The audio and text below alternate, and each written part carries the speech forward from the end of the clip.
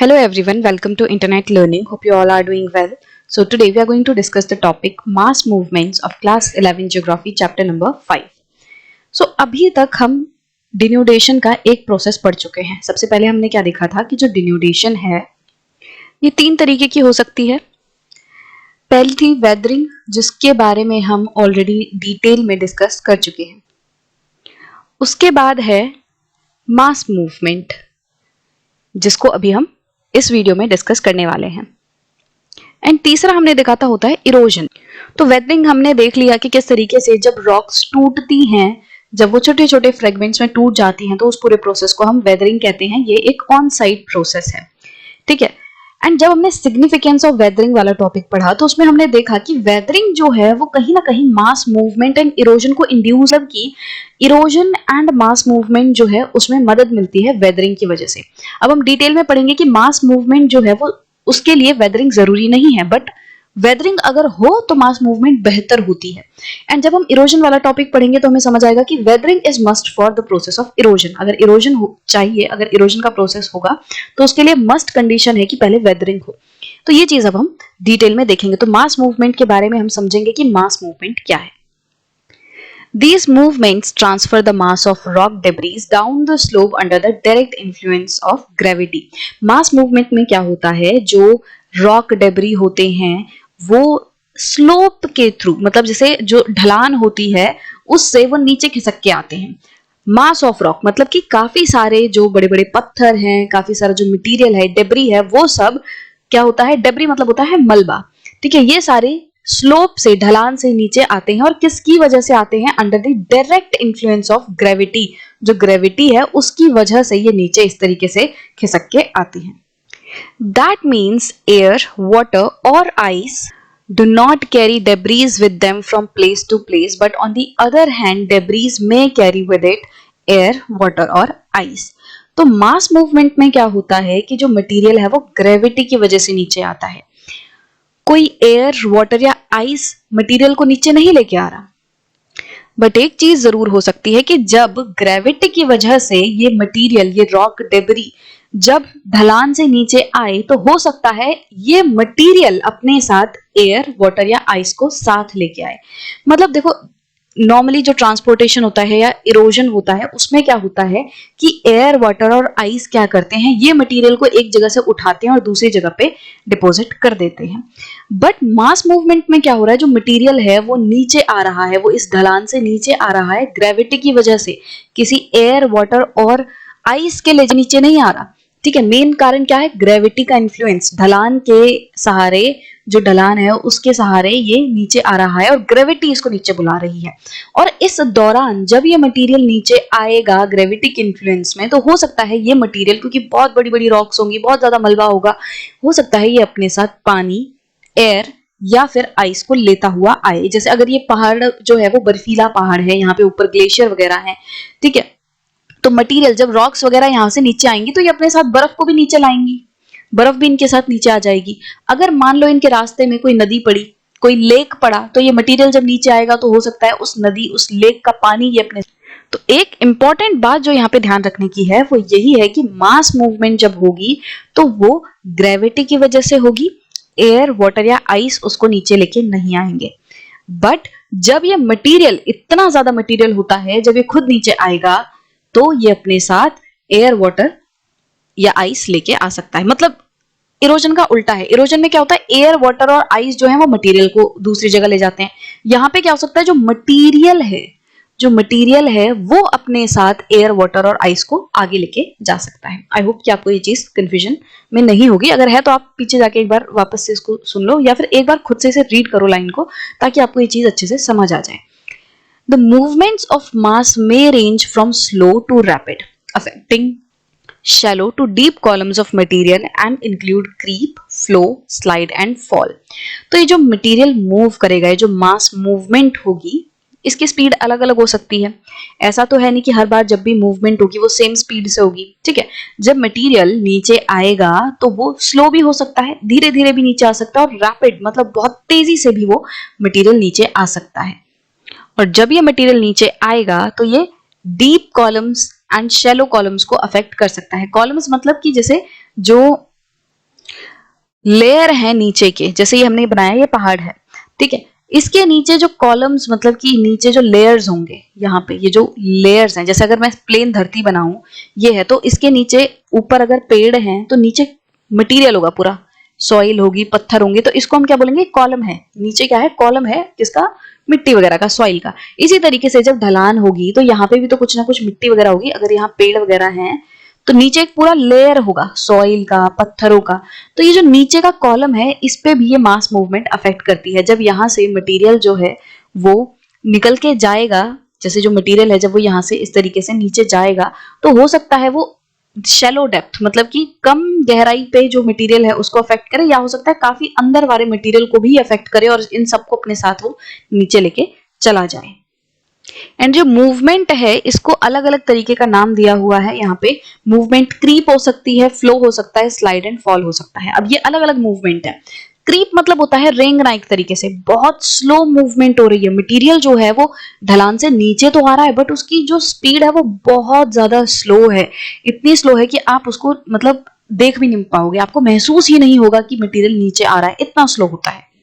जैसे ये पहाड़ है प्रॉपर, ठीक है, इसमें क्या हुआ, यहाँ पे कुछ ऐसा हुआ जिसकी वजह से जो मटेरियल है वो नीचे आने लग गया, ये वाला जो मटेरियल है पूरा ये नीचे आने लग गया। तो यहाँ पे कैसे आएगा ये नीचे, अब मैं इस डॉटेड लाइन को पूरा बना रही हूँ और दूसरे कलर से मटेरियल दिखाती हूँ। लेट्स से यहाँ पे रेड कलर से जो मटेरियल है वो पूरा नीचे आ रहा है। अब ये सारा जो मटेरियल है वो इतने स्लो नीचे आ रहा है कि पता ही नहीं चलेगा कि ये नीचे आ भी रहा है, और मतलब काफी लंबे टाइम बाद महसूस होगा कि अच्छा ये मटेरियल नीचे खिसक चुका है। तो क्रीप मतलब very very slow movement, slow movement, जैसे रेंगते हैं, ठीक है। फ्लो में जो मटेरियल है वो एकदम पानी की तरह बह के आता है, जो मिट्टी है, जो सॉइल है, पत्थर है, वो कुछ इस तरीके से एक्ट करते हैं जैसे फ्लूइड हो, जैसे लिक्विड हो, जैसे पानी बह के नीचे आता है ना, तो सारा मटेरियल इतनी तेजी से नीचे आता है या इस तरीके से नीचे आता है, ऐसा लगता है जैसे कोई नदी बह रही हो मिट्टी की, ठीक है।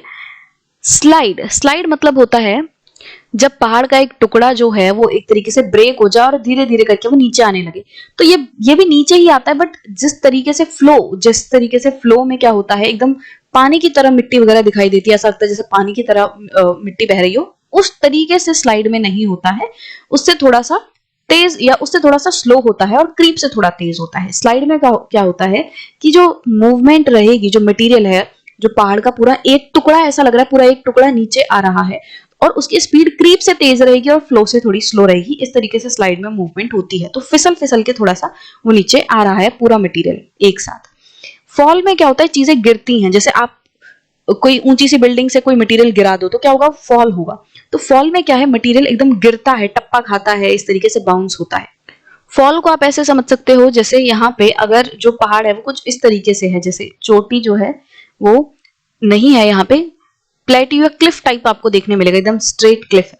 यहाँ पे अगर पत्थर जो हैं ऊपर से ये गिरेगा तो यहाँ के जो पत्थर हैं जब वो नीचे गिरेंगे तो क्या होगा, फॉल होगी। वो इस पे स्लाइड होके नहीं जा रहा बट गिर रहा है, ठीक है, गिर रहा है, वो फॉल हो रहा है। तो मास मूवमेंट जो है वो ऐसे भी हो सकती है।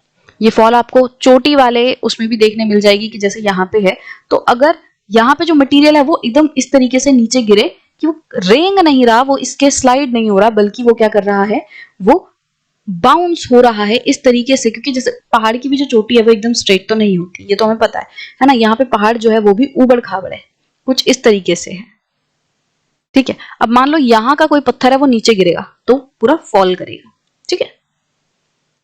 Gravity exerts its force on all matter, both bedrock and the product of weathering. तो ग्रेविटी जो है वो दोनों ही तरीके की चीजों पे काम करती है। बेडरॉक, बेडरॉक मतलब धरती के अंदर जो रॉक हैं, बेडरॉक, ठीक है, उन पे भी काम करती है ग्रेविटी, और वेदर्ड मटेरियल पे भी काम करती है। सरफेस के ऊपर जो वेदर्ड मटेरियल हो चुका है, जो टूट चुका है, या इवन धरती के अंदर भी कुछ वेदर्ड मटेरियल रहता है, तो उस वेदर्ड मटेरियल पे भी ग्रेविटी काम करती है। मतलब ग्रेविटी तो हर चीज पे काम कर रही है ना, हम पे, पत्थरों पे, हर चीज पे ही ग्रेविटी काम कर रही है, सबको नीचे जो है वो खींच रही है। तो चाहे वो बेडरॉक हो, चाहे वो वेदरिंग का मटेरियल हो, वेदर्ड मटेरियल हो, सबको ग्रेविटी जो है वो अपनी तरफ आकर्षित कर रही है, मतलब वो नीचे की तरफ खींच रही है। So weathering is not a prerequisite for mass movement दो इट एड्स मास मूवमेंट। तो हम ये कह सकते हैं कि वेदरिंग जो है वो मास मूवमेंट के लिए प्री रिक्विजिट नहीं है, मतलब कि पहली कंडीशन नहीं है। ऐसा नहीं है कि जब वेदरिंग होगी तभी मास मूवमेंट होगा, नहीं, अगर वेदरिंग नहीं भी हुई है तो भी मास मूवमेंट हो जाएगी, क्योंकि मास मूवमेंट तो ग्रेविटी की वजह से हो रही है। ग्रेविटी वेदर्ड मटेरियल को भी नीचे बुलाएगी, अनवेदर्ड मटेरियल को भी नीचे बुलाएगी। अगर कोई मटेरियल वेदर्ड नहीं हुआ है, अगर कोई मटेरियल टूटा नहीं है, तो भी वो नीचे आ सकता है, तो भी वो फॉल, मतलब उसमें फॉल हो सकता है, वो मास मूवमेंट उसमें आ सकती है। तो ग्रेविटी मेन रीजन है यहाँ पे।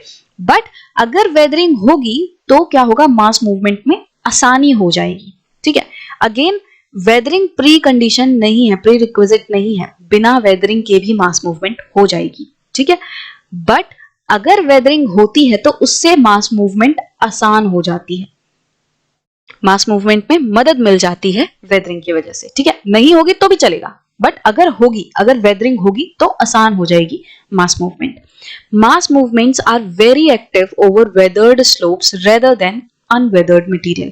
तो मास मूवमेंट जो है वहां पे बहुत ज्यादा एक्टिव है जहां पे वेदर्ड स्लोप है, मतलब कि जिन स्लोप्स में वेदरिंग हो रखी है, जिन स्लोप्स में पूरे जो रॉक्स हैं वो वेदर हो रखे हैं, वहां पे मास मूवमेंट बहुत ज्यादा एक्टिव होती है, क्योंकि मास मूवमेंट में वेदरिंग एक तरीके से सपोर्ट का काम करती है। जहां पे वेदरिंग होगी वहां मास मूवमेंट और आसानी से होता है।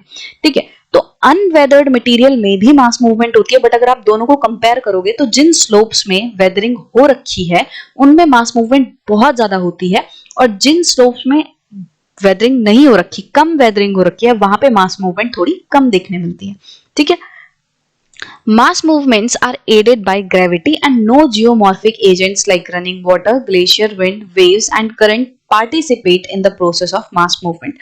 तो एक तरीके से रिपीटेशन ही हो गया, इन्होंने पहले ही बता दिया था कि इस वाले लाइन में भी कि जो एयर, वाटर, आइस हैं, ये सारी चीजें जो हैं वो वेदरिंग में काम करती हैं, पर मास मूवमेंट में ये काम नहीं करती। तो सेम चीज इन्होंने यहाँ पे भी रिपीट कर दी है कि मास मूवमेंट जो है वो ग्रेविटी से एड होती है, वो ग्रेविटी की वजह से मास मूवमेंट जो है वो ट्रिगर होती है।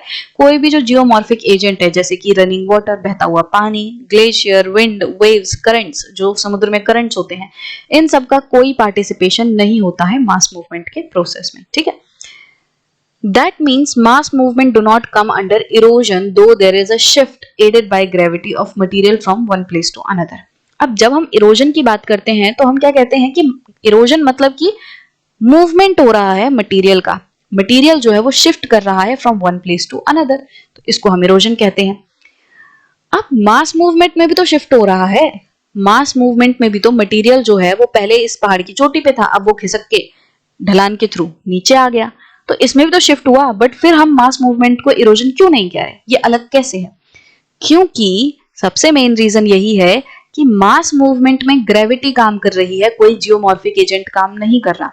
और जब आप बात करोगे इरोजन की, तो इरोजन में ये सारे जियोमॉर्फिक एजेंट्स काम करेंगे। ठीक है, इरोजन में ये जियोमॉर्फिक एजेंट्स काम करेंगे। इरोजन में जो मटेरियल एक जगह से दूसरी जगह जाएगा वो क्यों होगा? क्योंकि उसको पानी, ग्लेशियर, विंड, वेव्स, आइस, ये सारे लेके जाएंगे। But when you talk about mass movement, तो उनमें ये सारे जियोमॉर्फिक एजेंट्स मूवमेंट नहीं करवा रहे। मूवमेंट क्या करवा रही है? ग्रेविटी करवा रही है। Materials over the slopes have their own resistance to disturbing forces and will yield only when force is greater than the shearing resistance of the material। अब ये जो मटेरियल होते हैं, ये जो पहाड़ों की ढलान पे जो भी मटेरियल है यहाँ पे, ठीक है, इनकी अपनी एक रेजिस्टेंस होती है। रेजिस्टेंस मतलब कि किसी के खिलाफ लड़ने की ताकत, किसी चीज को सहने की ताकत, किसी का विरोध करने की ताकत, ये है रेजिस्टेंस। अब ये जो मटेरियल है इसमें अपनी क्षमता है कि वो यहाँ पे टिका रहे।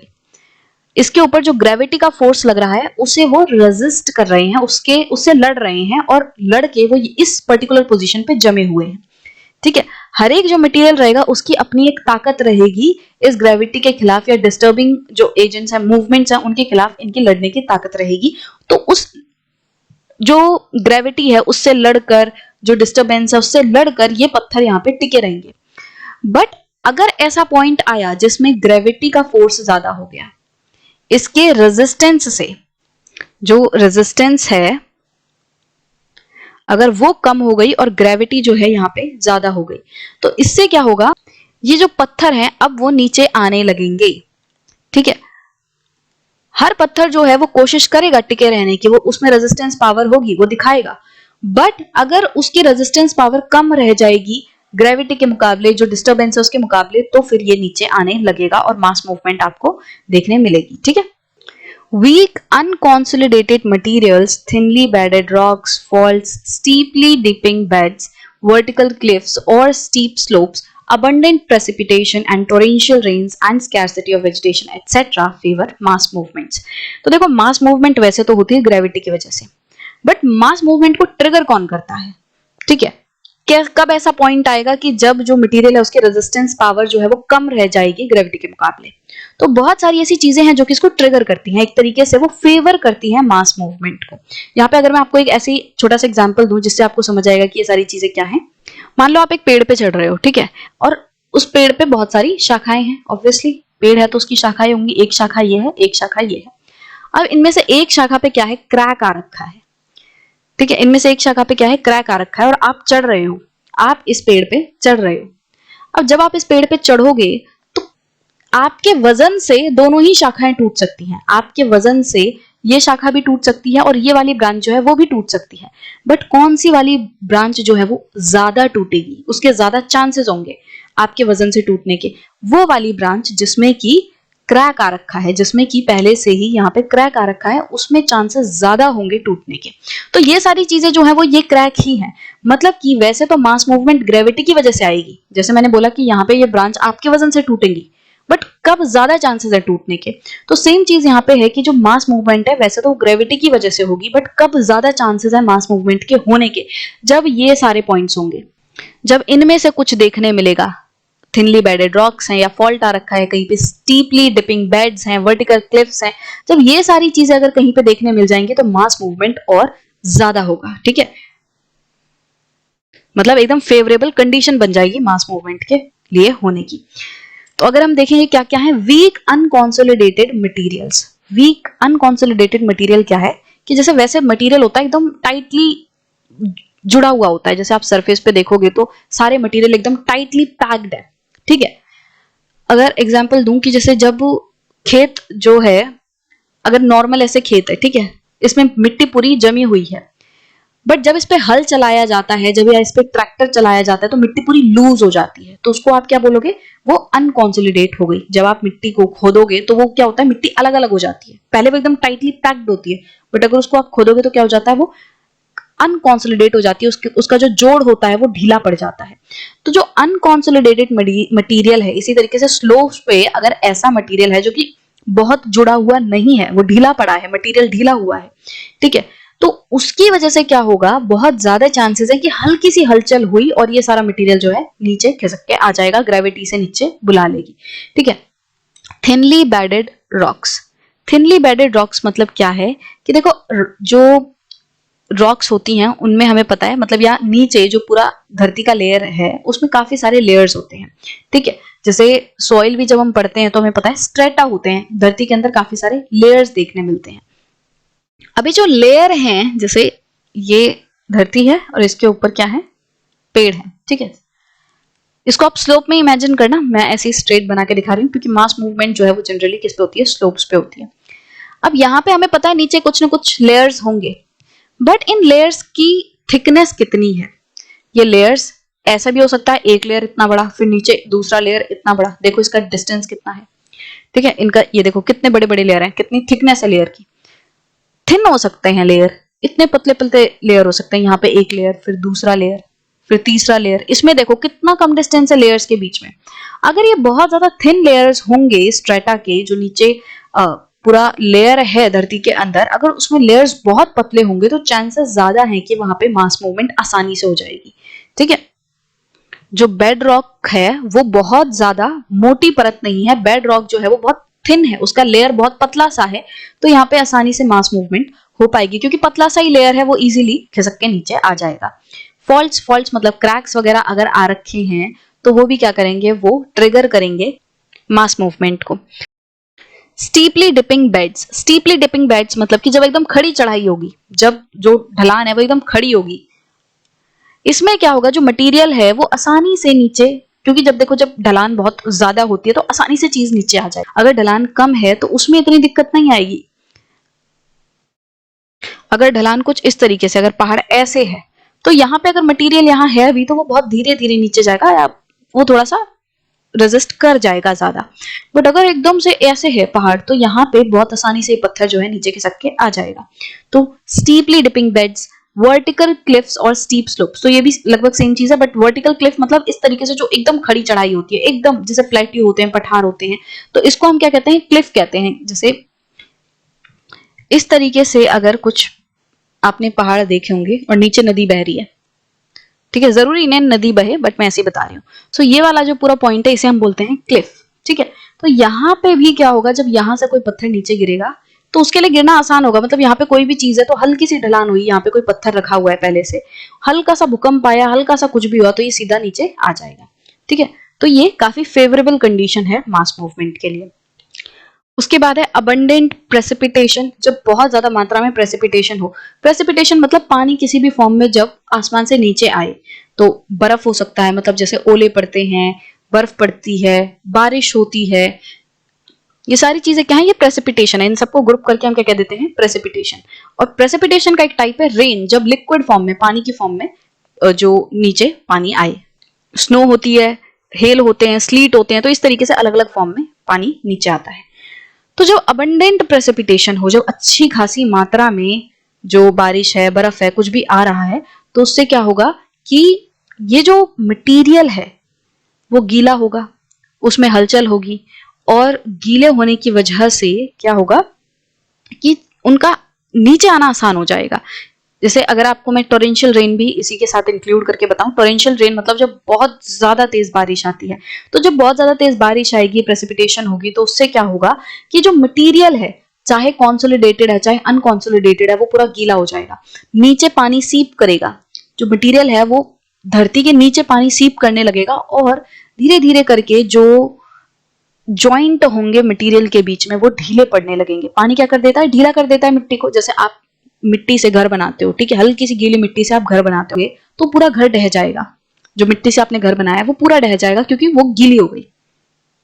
तो सेम चीज होती है कि जब बहुत ज्यादा बारिश होती है तो ये जो पूरा मटेरियल है वो ढीला पड़ जाता है और आसानी से नीचे खिसक खिसक के आने लगता है। उसके बाद है स्कैरसिटी ऑफ वेजिटेशन। स्कैरसिटी मतलब होता है कमी।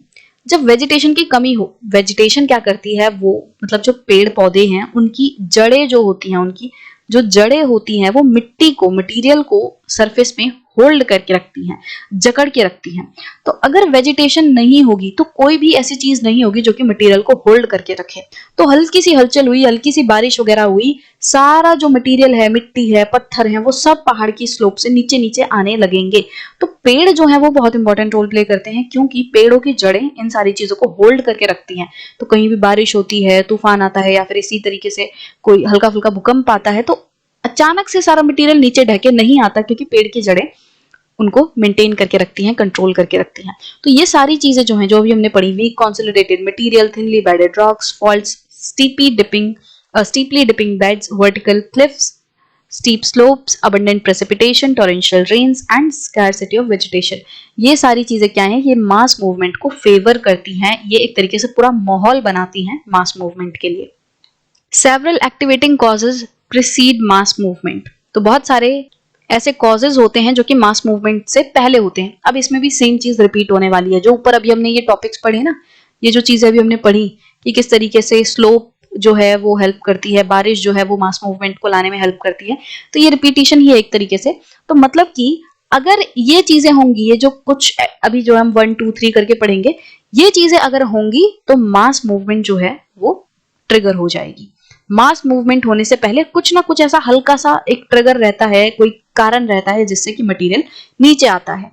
आएगा वो ग्रेविटी की ही वजह से, पर कौन पुश कर रहा है, कौन उसको एक तरीके से शुरुआत कर रहा है, कौन उसको ट्रिगर कर रहा है कि मटेरियल नीचे जाए। तो मास मूवमेंट से पहले कुछ ये एक्टिवेटिंग कॉजेस प्रिसीड करेंगे, उससे पहले होंगे, जैसे removal of support from below to materials above through natural और आर्टिफिशियल मीन्स। तो मतलब जैसे यहाँ पे पूरा पहाड़ है, अब इस पहाड़ के नीचे से यहाँ पे मान लो कोई दीवार वगैरह लगी है, कुछ भी था यहाँ पे जो कि इसको सपोर्ट कर रहा था, यहाँ पे कुछ रॉक्स वगैरह थी, यहाँ पे बड़े बड़े पत्थर थे, यहाँ पे कुछ रॉक्स वगैरह थी जो कि इस पहाड़ की जो स्लोप है उसको सपोर्ट कर रहे थे, मटेरियल को रोके हुए थे। ठीक है, जैसे छोटे छोटे अगर मैं पत्थर बनाऊं इस तरीके से, ये सारे पत्थर जो है वो किस पे आके टिके हुए हैं, वो इस नीचे वाली रॉक पे टिके हुए हैं। तो अब मान लो किसी भी कारण से ये रॉक हट गई, तो क्या होगा, अब इन रॉक्स को सपोर्ट नहीं मिलेगी और ये सारे नीचे आ जाएंगे। तो यहाँ पे क्या होगा, मास मूवमेंट होगी। तो अगर नीचे से कुछ भी ऐसे सपोर्ट हटती है, अब इसको मान लो ऊपर ही अगर हम देखें, ये नॉर्मल पहाड़ था। अब इसमें कई बार क्या होता है, हम खुदाई करते हैं, कुछ ट्रेन का हमें रास्ता बनाना है, कुछ रोड बनाने हैं, तो क्या होगा, और यहाँ पे इस तरीके से अब ये मटेरियल बन गया। अब यहाँ पे आपने जब इसको काटा तो ऊपर वाला जो मटेरियल है, यहाँ पे जो रॉक्स वगैरह हैं, उनके लिए नीचे की सपोर्ट हट गई। अब जैसे ही ये सपोर्ट हटेगी तो कुछ भी हल्का सा होगा यहाँ पे, अब ये धीरे धीरे करके मटेरियल, ऊपर वाला जो मटेरियल है, ये वाला जो मटेरियल है, ये नीचे आने लगेगा क्योंकि इसके नीचे की सपोर्ट हट गई, इससे छिन गई।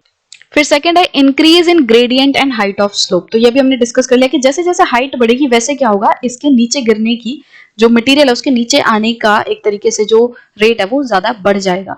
जैसे आप हिमालयास देखोगे, अभी हम पढ़ के आ चुके हैं पिछले चैप्टर्स में कि हिमालयास की हाइट जो है वो कंटिन्यूअसली बढ़ रही है। तो अब ये कब तक बढ़ती रहेगी, तो एक पॉइंट ऐसा आएगा कि इनकी हाइट इतनी ज्यादा हो जाएगी कि ऊपर की जो इसकी जो क्लिफ है वो नीचे गिरने लगेगी, इसका क्या होने लगेगा, ये नीचे आने लगेगी, टूटने लगेंगे पत्थर।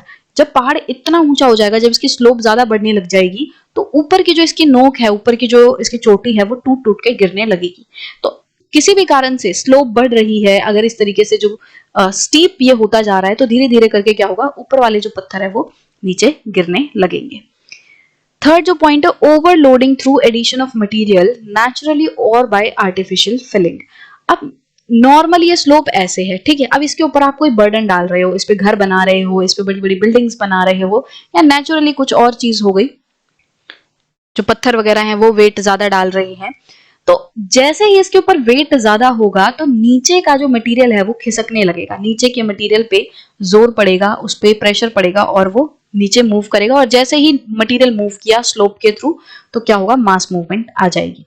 ठीक है, आप अभी देखोगे जैसे बहुत सारे जो हिल स्टेशन वगैरह हैं वहां पे कंस्ट्रक्शन रोकी जाती है, बोला जाता है यहाँ पे ज्यादा होटल वगैरह मत बनाओ, घर मत बनाओ, तो कंस्ट्रक्शन मत करो। उससे क्या होता है कि उन जगहों पे प्रेशर बहुत ज्यादा पड़ता है, उस पर भार पड़ता है, ओवरलोड होता है, और जैसे ही ओवरलोड वगैरह ज्यादा हुआ तो आपको लैंडस्लाइड, मास मूवमेंट ये देखने मिलती है।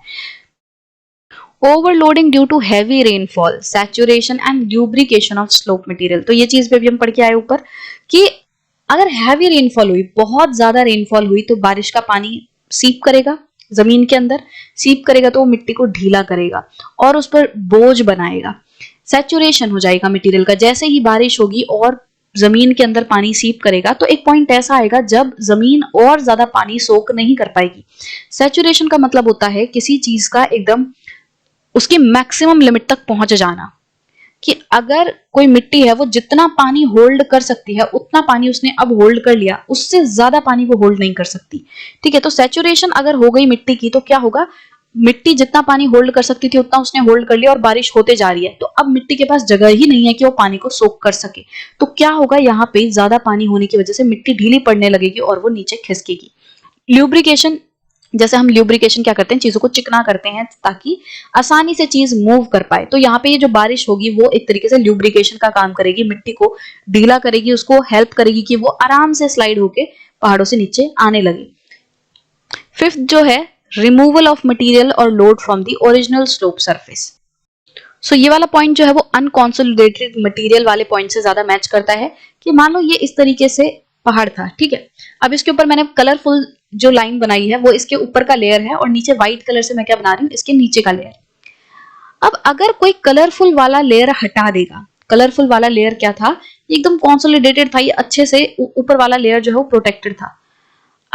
अब अगर इस ऊपर वाले लेयर को कोई हटा देगा, जमीन को खोद देगा, और नीचे वाला जो लेयर है अब ये एक्सपोज हो गया, व्हाइट कलर वाला लेयर एक्सपोज हो गया, और ये बहुत ताकतवर नहीं है, या ये एकदम ऐसा मटेरियल है कि जो एकदम कॉन्सोलिडेटेड नहीं है। अब जब ये वाला मटेरियल एक्सपोज होगा तो इसमें आसानी से क्या होगा, कोई भी बारिश वगैरह होगी, कुछ भी होगा, तो इससे ये मटेरियल क्या होगा, ढीला होके नीचे गिरने लगेगा, स्लाइड करने लगेगा। सिक्स्थ पॉइंट है अकरेंस ऑफ अर्थक्वेक्स। अब देखो अर्थक्वेक क्या करता है, अर्थक्वेक जमीन को पूरा शेक कर देता है, और आपने देखा होगा जो ग्राउंड है उनमें भी कभी कभी क्रैक आ जाते हैं। तो यहाँ पे ढलान में क्या होगा कि जब अर्थक्वेक आएगा तो पहाड़ भी जो है वो हिलेंगे, उनके अंदर की जो जमीन है उसमें डिस्टरबेंस आएगी, और डिस्टरबेंस आएगी तो मटेरियल ऊपर नीचे होगा और वो नीचे गिर जाएगा, ठीक है, स्लाइड होके नीचे आने लगेगा। एक्सप्लोजन, अगर कोई बहुत बम वगैरह फोड़ रहा है, जैसे डायनामाइट फोड़ते हैं पहाड़ों में लगा लगा के, तो पत्थरों को जब मतलब एक तरीके से विस्फोट के थ्रू फोड़ा जाता है, उनको एक्सप्लोड किया जाता है, तो उसकी वजह से क्या होगा कि जो मटेरियल है वो नीचे खिसक के आ सकता है, मास मूवमेंट हो सकती है। जैसे रोड वगैरह बनाने के लिए, टनल बनाने के लिए क्या किया जाता है, डायनामाइट से इस तरीके से पूरा एक्सप्लोजन किया जाता है। तो हो सकता है कि अगर एक्सप्लोजन किया जाए और उससे पूरा शेक होगा, और मतलब बेसिकली बॉम्ब फूट रहा है, तो उससे क्या होगा कि पूरा मटेरियल जो है वो नीचे खिसक के आ सकता है। तो कई बार एक्सप्लोजन की वजह से भी मास मूवमेंट ट्रिगर होती है।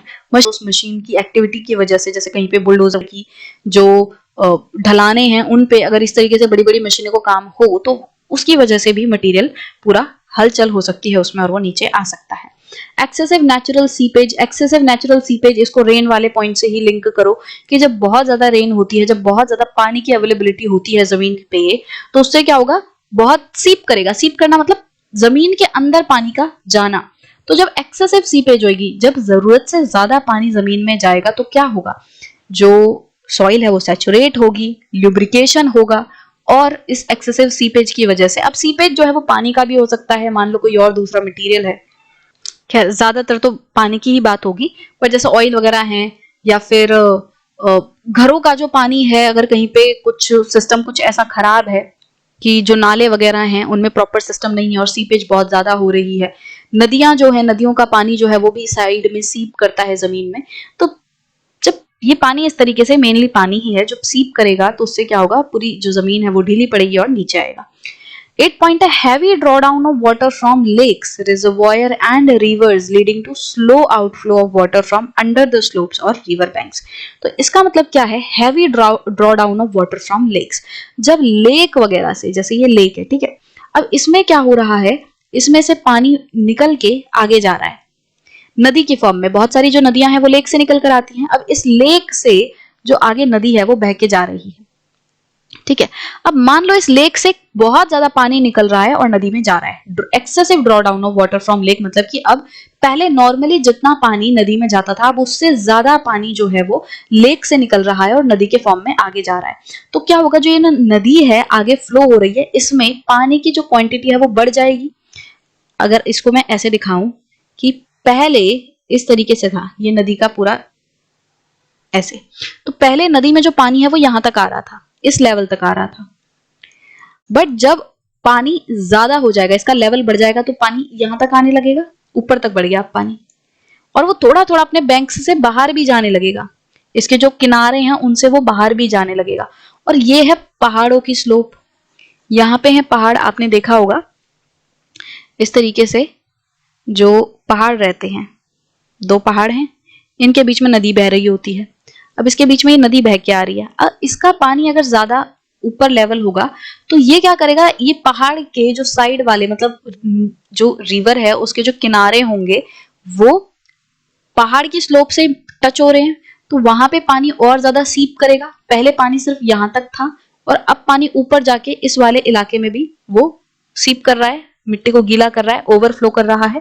इसकी वजह से जो पहाड़ की ये वाली मिट्टी है ये ढीली पड़ेगी और इसमें लैंडस्लाइड होने का डर रहेगा, मास मूवमेंट का होने का डर रहेगा। इसी तरीके से जैसे हमने देखा कि लेक में ज्यादा ड्रॉ डाउन हो रहा है वाटर का, कि लेक से ज्यादा पानी निकल के आगे जा रहा है। इसी तरीके से बांध बने होते हैं, बांध क्या करते हैं, वो पानी को रोकते हैं। जैसे ये पूरा रिजर्वॉयर है, यहाँ पे बीच में क्या लगा है, ये डैम है, इस डैम से बहुत ही कंट्रोल्ड मैनर में नदी आगे बह रही है। जैसे आपने देखा होगा डैम के गेट खोल दिए, तो वो गेट क्या करते हैं, वो पानी को कंट्रोल करते हैं, जितने ज्यादा गेट खोल देंगे उतना ज्यादा आगे पानी बह के जाएगा। इस रिजर्वॉयर में पहले यहाँ तक पानी था, अब इस पे लोड पड़ रहा है, डैम के गेट खोल दिए, उससे क्या होगा कि अब नदी में पानी ज्यादा जाने लग गया है। तो सेम चीज अब होगी कि जब नदी में जरूरत से ज्यादा पानी जाने लगेगा तो वो आसपास फ्लड ला सकता है, बाढ़ ला सकता है, जिससे कि जो मटेरियल है, जो पहाड़ की स्लोप्स हैं, वो उन पे असर पड़ेगा और वो नीचे खिसक सकती हैं, मास मूवमेंट हो सकती है।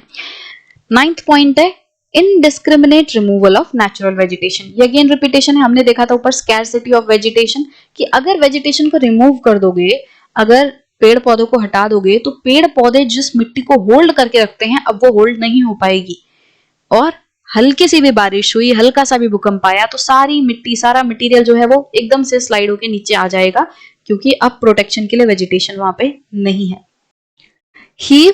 Heaving up of soil due to frost growth and other causes, flow and slides are three forms of movement।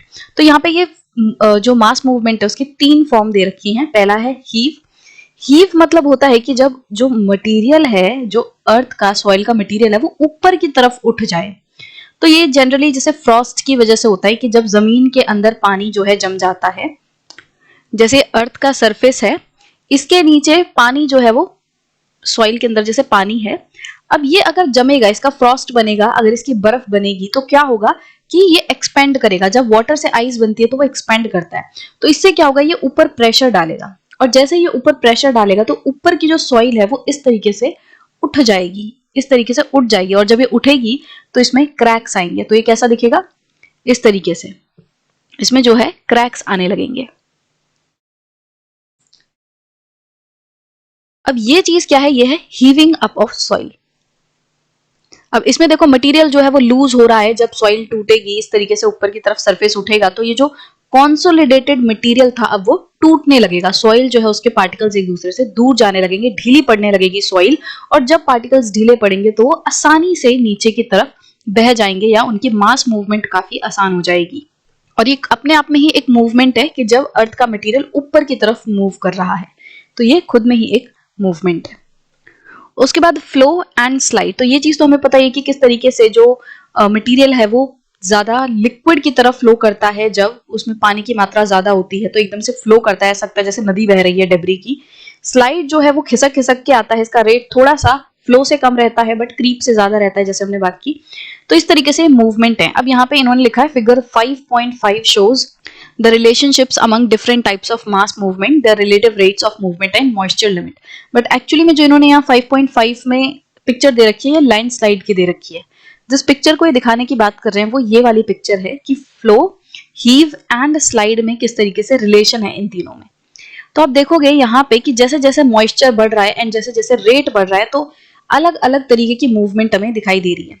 यहाँ पे हीव है, इससे क्या हो रहा है, जो सॉइल है वो ऊपर की तरफ उठ रही है। अब जैसे सॉइल ऊपर की तरफ उठेगी तो सीजनल सॉइल क्रीप, जो सॉइल है उसमें क्रीप नजर आएगा, मतलब कि पूरी सॉइल जो है वो धीरे धीरे धीरे करके नीचे बढ़ेगी। अब जैसे इसमें जो ड्राइनेस बढ़ेगी और इसकी स्पीड बढ़ेगी तो ये क्या आ जाएगा, टेलस क्रीप। टेलस क्या होता है, ये जैसे जो रॉक के टुकड़े होते हैं वो थोड़े बड़े रहते हैं, सॉइल छोटा रहता है, टेलस थोड़े बड़े टुकड़े रहते हैं जो पत्थर हैं उनके। तो टेलस क्रीप, अब यहाँ पे जो रॉक के मटेरियल हैं, जो रॉक के पार्ट्स हैं, छोटे छोटे रॉक्स हैं, वो नीचे की तरफ आ रहे हैं एक साथ धीरे धीरे करके। रॉक स्लाइड, अब रॉक स्लाइड जो है ये कंपैरेटिवली तेज है, तो देखो आप यहाँ पे स्लो से फास्ट की तरफ जा रहा है। तो सॉइल क्रीप बहुत ज्यादा स्लो होता है, टेलस क्रीप थोड़ा सा तेज होता है, और रॉक स्लाइड बहुत तेज होता है कि जब रॉक जो है अचानक से नीचे की तरफ आ जाए तो अल्टीमेटली आपको स्लाइड देखने मिलेगा। ठीक है, अब इसी तरीके से आप और ऊपर जाओ, यहाँ पे इस वाले को हम देखें लैंडस्लाइड। तो लैंडस्लाइड मतलब क्या है कि जब थोड़ी सी जो पानी की मात्रा है वो बढ़ेगी, देखो ड्राइनेस, यहाँ पे ड्राइनेस से ऊपर की तरफ जाएंगे तो वेट की तरफ हम जा रहे हैं, तो यहाँ पे जो मटेरियल है उसमें पानी की मात्रा, मॉइस्चर की मात्रा थोड़ी सी बढ़ेगी और इसकी स्पीड तेज होगी, तो इसको हम क्या बोलेंगे, लैंडस्लाइड। लैंडस्लाइड जो है अभी हम आगे पढ़ेंगे भी, ये बहुत ही ज्यादा डिवास्टेटिंग होते हैं, ये पूरे जो सेटलमेंट्स होती हैं उनको तबाह करने के इनमें ताकत रहती है। तो एक साथ मटेरियल जो है बहुत तेजी से नीचे की तरफ आ जाता है, तो मिट्टी पत्थर सब एक साथ आगे आ जाता है। ठीक है, सोली फ्लक्शन, सोली फ्लक्शन इसमें क्या है, आप नाम से देख सकते हो, सोली एंड फ्लक्शन। तो सॉइल जो है एक तरीके से वो सेमी सॉलिड है, यहाँ पे सॉलिड भी है और एक तरीके से फ्लूइड भी है, तो पूरे तरीके से फ्लूइड नहीं है, फ्लो की तरह नहीं है, तो यहाँ पे क्या है, सेमी सॉलिड आप समझ सकते हो। तो यहाँ पे क्या होगा कि देखो यहाँ पे जो गीलापन है, जो वेट है, मॉइस्चर की मात्रा बढ़ रही है और स्पीड थोड़ी सी तेज हो रही है। तो यहाँ पे सोली फ्लक्शन क्या है, जब जो मटेरियल है उसमें पानी की मात्रा थोड़ी सी ज्यादा हो जाती है और वो लैंडस्लाइड से थोड़ी कम स्पीड रहती है इसकी, और सेमी सॉलिड की तरह ये बहता है नीचे। ठीक है, पूरी तरीके से पानी की तरह नहीं बहता। अर्थ फ्लो एंड मड फ्लो, इनमें ये डिफरेंस है कि देखो ये मॉइस्चर की तरफ ज्यादा आ गए। पहली बात तो मड फ्लो और अर्थ फ्लो कब हो रहा है, जब पानी की मात्रा बहुत ज्यादा है। देखो ये टॉप पे वेट वाले एकदम ज्यादा पानी है इसमें। तो मड फ्लो होता है काफी बड़े लेवल पे, जब बहुत बड़े लेवल पे जो मिट्टी है वो एकदम कीचड़ की तरह बहुत ज्यादा मात्रा होती है उसमें पानी की, एक साथ बहुत तेजी से एकदम नदी की तरह कीचड़ बह के आती है। अर्थ फ्लो में क्या होता है कि ये मड फ्लो जितने बड़े लेवल पे नहीं होती, ये थोड़े लोकलाइज्ड लेवल पे होती है। होता है इसमें भी सेम चीज है कि जो डेब्री है वो एकदम फ्लूइड की तरह, पानी की मात्रा उसमें बहुत ज्यादा होती है, बह के नीचे आती है, बट इसका लेवल थोड़ा सा कम रहता है, एरिया इसका थोड़ा सा कम रहता है मड फ्लो के मुकाबले। मड फ्लो बहुत ज्यादा बड़ा एरिया कवर करता है। फिर ऊपर रिवर है, जब पूरा पानी होगा तो रिवर फ्लो हो जाता है।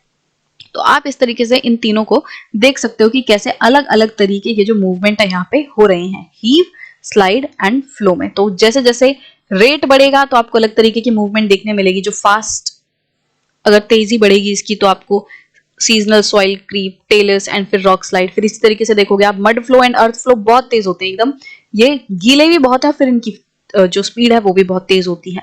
तो इस तरीके से आप इनके रिलेशन को समझ सकते हो। तो आई होप कि आपको ये जो पूरा टॉपिक है मास मूवमेंट का ये समझ आ गया होगा। अब नेक्स्ट जो लैंडस्लाइड है वो भी एक तरीके का मास मूवमेंट ही है, जिसको हम अच्छे से समझेंगे कैसे लैंडस्लाइड अकर होता है, क्या क्या उसके इफेक्ट रहते हैं, तो ये सारी चीज हम देखेंगे।